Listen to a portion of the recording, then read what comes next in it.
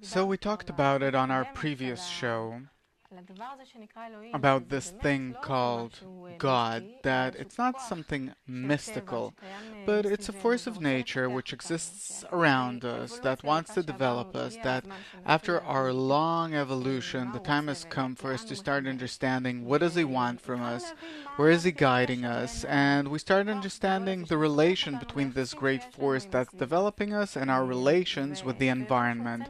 And it seems that he wants some kind of a response from us. And we would like to better understand how can we use it in life and the different things we're experiencing.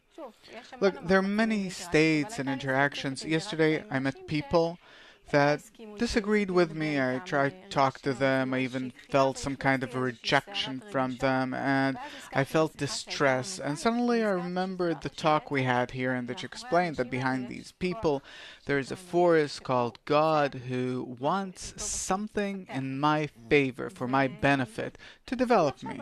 So I tried thinking, what should I do differently now if I know this?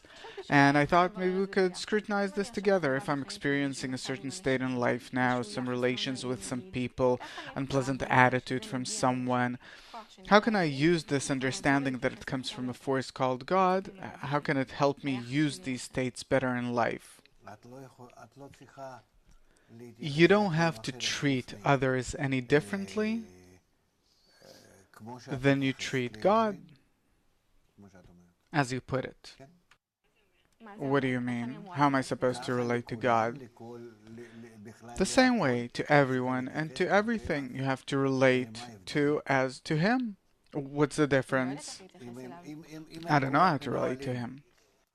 If they're all controlled by Him, what follows is that actually your attitude towards anything in the world is actually your attitude towards God. And even towards those people that treat you not nicely, unpleasantly, you actually have to change something in the world in order to correct their attitude for the better. And then it means that God treats you beneficially. I have to change the world in order for God to treat me beneficially, right? Because the entire world is God's attitude towards you. So why is He treating me badly? Probably because you're treating the world badly. How should I treat the world better? Your entire attitude towards the world is egoistic. You want to use everyone and everything in order for you to benefit. And His direction is love another as thyself, meaning that you have to treat the entire world like you treat yourself. By that, you actually change yourself, becoming similar to the Creator. And then by that, you reach a state where He is truly, utterly good, eternal, whole, complete. And then, just like the Creator exists, so do you keep on existing. Many times when the environment treats us badly, we don't understand why. It's like when a child breaks something and he doesn't understand why did it happen. How can you start understanding? You can't understand. We can't start understanding before we correct ourselves, even though that these specific cases are supposed to guide us. These cases are supposed to serve as a demonstration of the situation in which I'm an egoist, where I'm thinking about myself instead of others. That actually the others, it's also me, only that the others are outside of me. Another person is outside of me in order for me to change myself with respect to him. Suppose I have some evil desire, bad desire, opposite to the Creator. Suppose what? I like making fun of you. Suppose. Making fun of someone. Right. So this desire now, it clothes in a certain person who starts behaving this way towards me. Who? Someone. You said that you want to make fun of someone. Yeah, and I also see someone outside of me doing the same. I don't get it. Okay, maybe something easier. According to the wisdom of Kabbalah, anything that we see in the world outside of myself, it's all me, my inner qualities. All the people is my will to receive on the speaking level that I see outside of me, for it to be easier for me to correct it to the point where all of the people in the world, all of humanity, I will feel them as myself, that close to me. All the animals, that's on the animate level, all of my desires on the animate level, to the point where I will relate to them truly in a good way, and also the vegetative and the still, that I will relate to all the still, vegetative, animate, and speaking in a way that this, in short, this is me, myself. And then that means that I have reached complete adhesion with the Creator.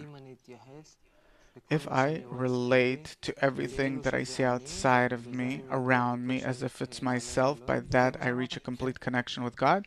Yes. What does it mean to relate to everything I see around me as if it were me, myself? What does that mean? What kind of attitude is that? It's an attitude of love. That's why it's called love another as thyself. And if this someone outside of me does something that I consider is wrong, irritates me, I don't know how to put it, there's an entire teaching about it, what to do about it. But eventually Bala Sulami explains about it in his articles, in the article The Peace in the World. There are many articles about it, and it's explained, it's put pretty simply. But only this way, if I relate to the world in a way that I am here in some kind of a special reality, through which I start connecting with a higher force, which has formed this reality between him and myself. If I relate correctly to this reality, upon it, I learn how to correctly relate to him. How will I make it so that this entire reality will be so close to me that it will be within me? And then there will be nothing which separates between me and God. I'm kind of confused. Previously you said that I have to try and relate to everything which is not me, everything which is outside of me, as if it were me, and I ask you, what does that mean? What kind of attitude do you mean? And you said to relate with love, the way I love myself, to love everything that's outside of me. This I understand is a certain direction that you're teaching me how to relate to everything which is not me. What I don't understand is how does such a training bring me to connection with God? Because you said that at the end of this training, if I'll have love towards everything which is not me, then I'll see that it's actually me. So what's left is me. I learn how to love everything outside of me, and suddenly I see that it's all me. So I don't understand, where's God here? God is the one who fulfills this entire you with love and a good and nice attitude. Can you explain a bit more? If I start relating to everything that I discover around me as to myself, that's called love another as thyself, or love thy neighbor as thyself. I try to treat all those still vegetative, animate, and speaking, the entire world, in a way that I love it all. These are my parts that I simply see outside of myself as we learn according to perception of reality. So, by treating them with love, where gradually I change my attitude from the consuming, egoistic attitude to love and bestow in favor for the benefit of everyone, then by that I as if acquire the whole of reality. I connect it to myself, and in these connections, where I connect the whole of reality to myself, inside these connections, I discover an attitude of love and bestowal, of giving, and this force which is revealed in these relations is called God. That's the Creator.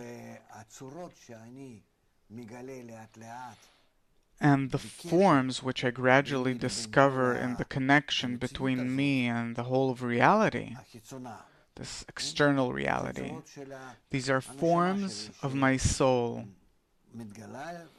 which is revealing to me, revealing in me, and is fulfilled with light, with godliness, in different, more and more advanced and broader and deeper forms.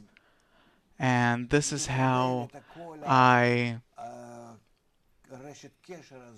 receive and perceive this entire network of connections, which is mine, and the Creator, which fulfills it, and it all becomes my soul.